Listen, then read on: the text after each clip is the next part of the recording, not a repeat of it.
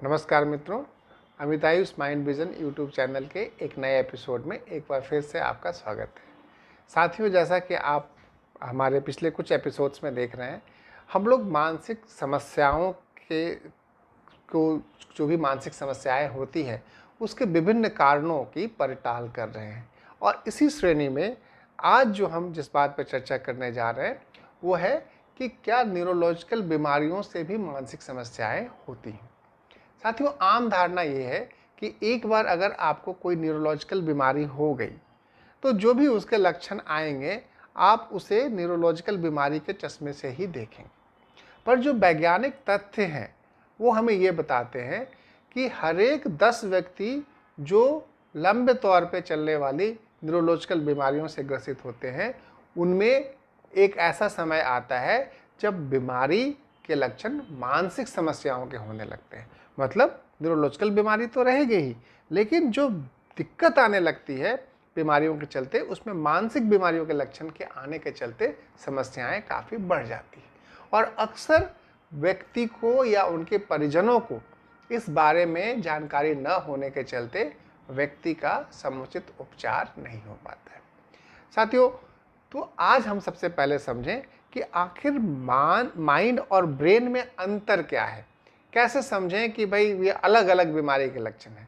साथियों, अगर आप हमारे चैनल को फॉलो करते हैं, नियमित रूप से देखते हैं इनके विभिन्न एपिसोड, तो मैं आपका ध्यान खींचना चाहूँगा हमारे एक एपिसोड पे जिसमें हम लोगों ने मानसिक और न्यूरोलॉजिकल बीमारी के समस्याओं को कैसे समझें के अंतर को कैसे समझें पे एपिसोड बनाया है। अगर आप इस विषय पे ज़्यादा गहराई से समझना चाहते हैं मानसिक बीमारियों के लक्षण और न्यूरोलॉजिकल बीमारियों के लक्षण के अंतर को, तो प्लीज़ आप इस एपिसोड को देखें और आपको बहुत स्पष्टता होगी इन बीमारियों के लक्षणों में अंतर को पहचानने की। आज हमारी कोशिश ये है कि जो विभिन्न तरह के जो माइंड और ब्रेन के जो अंतर की जो बात होती है, अक्सर लोग पूछते हैं कि भाई ब्रेन तो दिखता है, माइंड कहाँ दिखता है। और साथियों, सच्चाई यही है, माइंड को देखा नहीं जा सकता, माइंड को अनुभव किया जा सकता है, माइंड को जांच के माध्यम से नहीं देखा जा सकता है। उदाहरण के तौर पर फर्ज करिए कि मैं आपसे बात कर रहा हूँ और आप मेरी फ़ोटो एक क्लिक करते हैं, तो ये जो फ़ोटो दिख रहा है और आप जैसे ब्रेन का फ़ोटो लेते हैं, सिटी स्कैन, MRI जो जांच होती है उसमें फ़ोटो दिखता है, तो ये जो दिख रहा है ये तो ब्रेन है, तो फिर माइंड कहाँ है। तो साथियों, अंतर को ऐसे समझें कि जब मैं आपसे बात कर रहा हूँ तो फ़ोटो तो आपको दिख रही है, लेकिन फ़ोटो के अलावे भी कई चीज़ें हैं जो आपको दिख नहीं रही हैं, पर वो आप उसके आपके अनुभव में है, आपके एहसास में है। जैसे मेरी बात करने की शैली, मेरी आवाज़ ऊंची है या नीची है, मेरे हाथ के मूवमेंट कैसे हैं, मेरे भाव कैसे हैं, ये आपको फ़ोटो में एक फ्रेम में दिखेगा, लेकिन जो उसकी गहराई की पड़ताल आप तभी करेंगे जब आप वीडियो देखेंगे। उसी तरीके से जो ब्रेन की जो फोटोज़ आप देखते हो, जब आप किसी भी तरह के लक्षण को लेके अपने डॉक्टर के पास जाते हैं और डॉक्टर फ़ोटो में सिटी स्कैन, MRI, ब्रेन ये सब दिखाते हैं, तो जो आप देखते हैं वो ब्रेन देखते हैं, लेकिन जो आप नहीं देख पाते हैं वो है माइंड। तो माइंड एक बहुत इम्पॉर्टेंट कंपोनेंट है। जैसा मैंने आपको बताया, मेरी फ़ोटो आप देख रहे हैं, उससे आप पूरे विषय की गहराई तक आप तक नहीं पहुंच पा रही है। तो माइंड एक बहुत ही महत्वपूर्ण हिस्सा है आपके हमारे जीवन शैली पे। जो भी नियंत्रण है इसमें माइंड का जो रोल है, माइंड की जो उपयोगिता है वो ब्रेन से कहीं अधिक ज़्यादा है। साथियों, जो ब्रेन की जो बीमारियां हैं, जो न्यूरोलॉजिकल बीमारियां हैं, उसका स्वरूप ज़्यादातर केसेस में ऐसा होता है कि ये धीरे धीरे करके बढ़ने वाली समस्याएं होती हैं। वो ब्रेन की जो नसें हैं उसको अलग अलग बीमारी अलग अलग नस को समय के साथ उसको डैमेज करती है। ये ब्रेन की बीमारियों के स्वरूप होते हैं, उसका स्वभाव ऐसा होता है। तो ज़्यादातर केसेस में ऐसा देखा जाता है कि जो ब्रेन की बीमारियां जब धीरे धीरे बढ़ने लगती है तो एक समय आता है कि वो ब्रेन के वैसे हिस्से को भी डैमेज करने लगती है जहां से आपके माइंड के अलग अलग हिस्सों के नियंत्रण होते हैं। और जैसा कि आप अगर हमारे एपिसोड्स को फॉलो करते हैं तो आप जान पाएंगे कि 3 हिस्से हैं हमारे माइंड की शैली के: आपका सोच, आपका व्यवहार, आपका इमोशंस।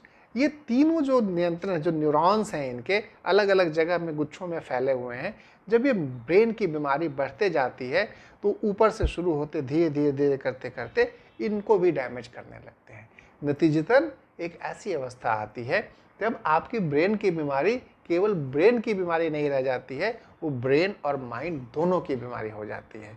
और मरीज के जो लक्षण होते हैं, मरीज के जो कष्ट होते हैं, मरीज के घर वालों पर जो देखभाल का दबाव पड़ता है, वो कई गुना बढ़ जाता है। तो साथियों, जो मुख्य न्यूरोलॉजिकल बीमारियां हैं जिसके चलते आपको मानसिक बीमारियों के लक्षण आते हैं, वो है एपिलेप्सी, मिर्गी की बीमारी, या डिमेंशिया जो धीरे धीरे करके भूलने की बीमारी, या लकवा, एक अंग आपका काम करना बंद कर गया, आधा हिस्सा काम करना बंद कर गया, या चौथी जो आती है उसमें वो बोलते हैं पार्किंसंस डिजीज। मतलब आपको जो आपके मूवमेंट पे नियंत्रण है, आपके चलने पे नियंत्रण है, वो कमज़ोर हो जाता है। आपका हाथ हिल रहा है, आप चल रहे हैं तो आप नियंत्रण अपने आप को नहीं कर पा रहे हैं। मुख्यतः ये जो 4 न्यूरोलॉजिकल बीमारियों का जो समूह है, वो मानसिक बीमारियों के लक्षणों को अत्यधिक रूप से पैदा करता है। अब साथियों, आप ये समझेंगे कि मानसिक लक्षण जो आते हैं न्यूरोलॉजिकल बीमारियों में, वो किस तरह के आते हैं। वो आरंभिक लक्षण ऐसा देखा गया है जो आते हैं, उसको कहते हैं slow information processing. Slow information processing का मतलब होता है कि जैसे मैं आपसे बात कर पा रहा हूँ, तो आप मेरी बात को, आपका ब्रेन या माइंड तुरंत ले रहा है, उसका मतलब निकाल रहा है, समझ रहा है, फिर अगले बात को भी ले रहा है, समझ रहा है, मतलब इंफॉर्मेशन को प्रोसेस कर रहा है। लेकिन जब ये न्यूरोलॉजिकल बीमारी आती है तो सबसे पहले इस प्रक्रिया को धीमा कर देते हैं। आपका ब्रेन जैसे लगेगा जैसे ठहर सा गया है, धीमा हो गया है। जितना तेजी से जानकारी ले पा रहा था, वो जानकारी उतना तेजी से नहीं जा पा रहा है। अमूमन ये व्यवहारिक रूप से नहीं दिखते हैं, लेकिन जो व्यक्ति इन परेशानियों से जूझता है, उसके लक्षण में उसको ये अनुभव होने लगता है, पर वो व्यक्ति समझ नहीं पाता है कि ये बदलाव किस तरीके के। जो दूसरे बदलाव, जो दूसरे मानसिक लक्षण इन बीमारियों में दिखते हैं, वो है कंसंट्रेशन की। आप ध्यान आपका एकाग्रचित नहीं रह पाता, आप कोई काम कर रहे हैं वो अधूरा रह जा रहा है, वो ठीक से हो नहीं पा रहा है, चीज़ें छूट जा रही है, नहा रहे हैं तो कुछ कुछ चीज़ें लगी रह जा रही, मतलब एकाग्रता की कमी आ जा रही है। तो जो काम का एक्सक्यूजन है रोज़मर्रा की ज़िंदगी में, उसमें दिक्कत आने लगती है। और जैसे जैसे बीमारी बढ़ने लगती है, तो जैसा मैंने कहा कि आपका भावनात्मक, जहाँ पे इमोशनल सेंटर्स हैं, उसके न्यूरॉन्स को जब ये बीमारियाँ डैमेज करती है, तो आपका भावनात्मक नियंत्रण खो जाता है। उदाहरण के तौर पर, आप अचानक से बिना किसी कारण के रोने लग जाते हैं, आप अचानक से बिना कारण के हंसने लग जाते हैं। तो मतलब इसको कहते हैं इनएप्रोप्रिएट अफेक्ट या इमोशनल इनकॉन्टिनेंस, मतलब भावनाएं आपके नियंत्रण में नहीं रहती। और कई बार जब ये बीमारी और आगे बढ़ते बढ़ते आपके थॉट प्रोसेस, आपके उस हिस्से को प्रभावित करने लगती है, उस न्यूरॉन के गुच्छे को प्रभावित करने लगती है जहाँ से आपकी सोच का नियंत्रण होता है, तो ऐसे में आपको अलग अलग तरह के सोच के लक्षण आने लगते हैं। आप अत्यधिक रूप से चिंतित होने लगते हैं, या आपको वैसे सोच आने लगते हैं जिसको हम लोग ऑब्सेशंस के रूप में जानते हैं। ऐसा लगेगा कि आप बार बार एक ही चीज़ को जांच कर रहे हैं, आप पड़ताल कर रहे हैं, मेरा कोई चीज़ ठीक से रखा हुआ है कि नहीं हुआ है, बार बार उसको देख रहे हैं, बार बार छू रहे हैं। या आप हाथ धोने गए, ठीक से धोए कि नहीं, फिर एक बार धोए, अब आपको याद नहीं है कि ठीक से धोए कि नहीं, फिर बार बार धो रहे हैं। तो कई बार जब उम्र बढ़ने के साथ साथ इस तरह के लक्षण आते हैं, तो हम लोग कई बार सोचते हैं कि कहीं ये मानसिक बीमारी के लक्षण के तरफ तो इशारा नहीं कर रहे हैं, क्योंकि इसकी शुरुआत इस उम्र में हुई है। कई बार व्यवहारिक लक्षण भी आते हैं, जब आपका व्यवहार बिल्कुल अचानक से बदल जाता है, आपको इस बात की समझ नहीं रहती कि आपका सामाजिक रूप से आपको कैसे पहनना है, कैसे रहना है। आप किसी अनजान व्यक्ति से मजाक करने लग जाते हो, या आप घर में ही हैं, आप कपड़े खोल के चल रहे हो, मानो कि आपको पता ही नहीं है कि आपकी जो सामाजिक रूप से लोग आपके बारे में क्या सोचेंगे। तो ये जो बीमारियां होती हैं, ये जो मानसिक बीमारियां के लक्षण जो आते हैं न्यूरोलॉजिकल बीमारी में, वो काफ़ी परेशानी करने वाले होते हैं। व्यक्ति कई बार अचानक से हिंसक हो जाता है, वो ठीक है अचानक से उसे गुस्सा आएगा, उसने सामान पटक दिया, आपको पता भी नहीं है कि आखिर वो क्यों ऐसा कर रहा है। और ऐसी स्थिति में घर वालों के लिए परेशानी बहुत ज़्यादा बढ़ जाती है। ऐसे ही लोग ऐसे मरीजों के देखभाल के जो जिम्मेवारियां होती है, शारीरिक जो ज़रूरत होती है, उससे परेशान होते हैं।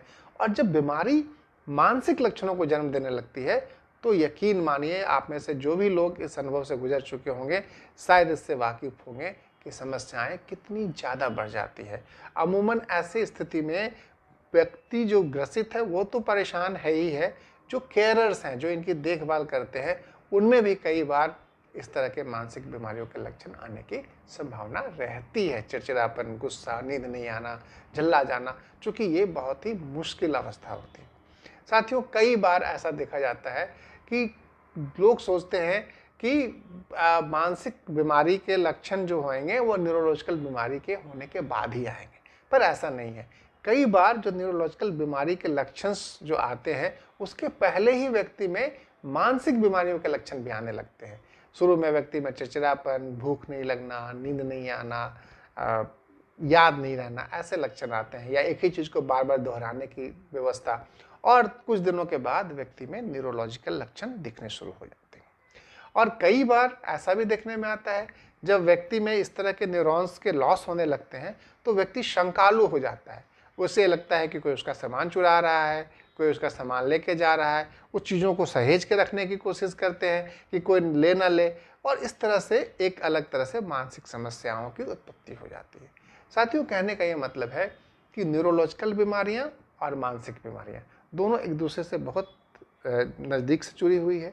अगर कभी भी आपको न्यूरोलॉजिकल बीमारी डायग्नोज हो चुकी है तो उसके सभी लक्षणों को ऐसा ना समझें कि वो न्यूरोलॉजिकल बीमारी के ही लक्षण हैं। उनमें से बहुत सारे लक्षण हो सकता है कि वो साइकोलॉजिकल बीमारी के लक्षण हो, और इसलिए ज़रूरी है कि उसके लिए साइकोलॉजिकल बीमारी के जो इंटरवेंशंस हैं, जो दवाई है, जो काउंसलिंग है, उसकी मदद लेने की ज़रूरत पड़ेगी, ताकि आपको ऐसे मरीजों के इलाज में और उनके देखभाल में मदद मिल सके। साथियों, आज के एपिसोड में हमारी कोशिश न्यूरोलॉजिकल बीमारी को लेकर जो आम धारणा है और जो वैज्ञानिक तथ्य हैं उनसे आपको अवगत कराने की है। उम्मीद है आज के एपिसोड से आपको इस चीज़ में कुछ ज़रूर मदद मिलेगी, और अगर आपको ऐसे एपिसोड्स हमारे पसंद आते हैं तो प्लीज़ इसे लाइक करें। हमारे चैनल के एपिसोड अगर आपको पसंद आते हैं तो हमारे चैनल को प्लीज़ सब्सक्राइब करें, और अगर आप हमारे चैनल में दिए गए एपिसोड में दिए गए बेल बटन को दबाएंगे तो आपको ये एपिसोड्स जैसे ही हम लोग अपलोड करेंगे आप यूट्यूब के माध्यम से आपको तुरंत इसकी जानकारी मिल जाएगी। साथियों, आज के लिए बस इतना ही। हमसे बने रहने के लिए, हमसे जुड़े रहने के लिए आपका बहुत बहुत धन्यवाद। नमस्कार।